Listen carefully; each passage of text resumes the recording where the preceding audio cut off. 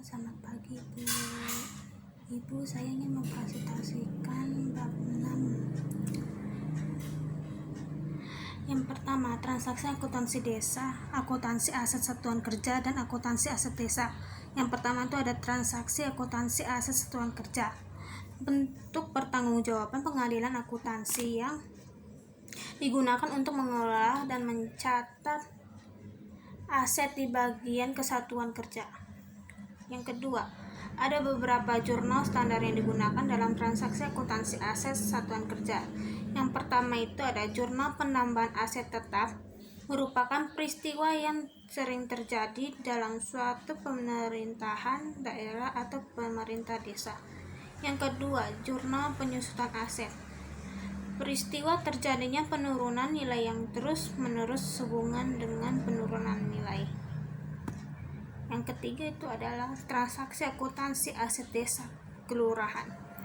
Untuk transaksi yang mencerminkan hak dan kewajiban dari pemerintah desa, hal tersebut terjadi pada akhir tahun anggaran berupa pencatatan piutang ataupun utang.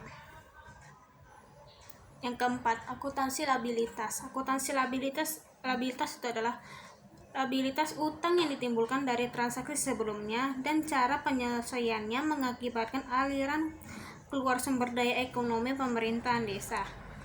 Akuntansi labilitas untuk satuan kerja, ada utang yang timbul dari transaksi sebelumnya, di mana cara penyelesaiannya dapat mengakibatkan aliran keluar sumber daya ekonomi pemerintah.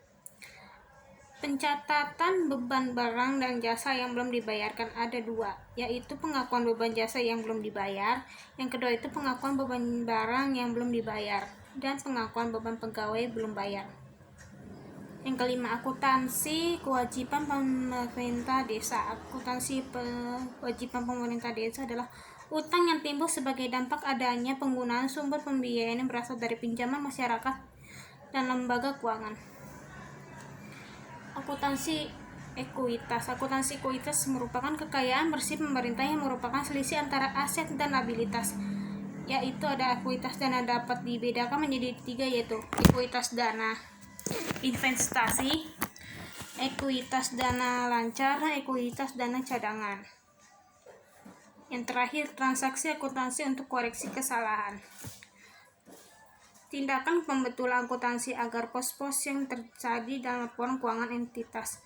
Yang kedua itu melakukan koreksi kesalahan atas pengeluaran belanja.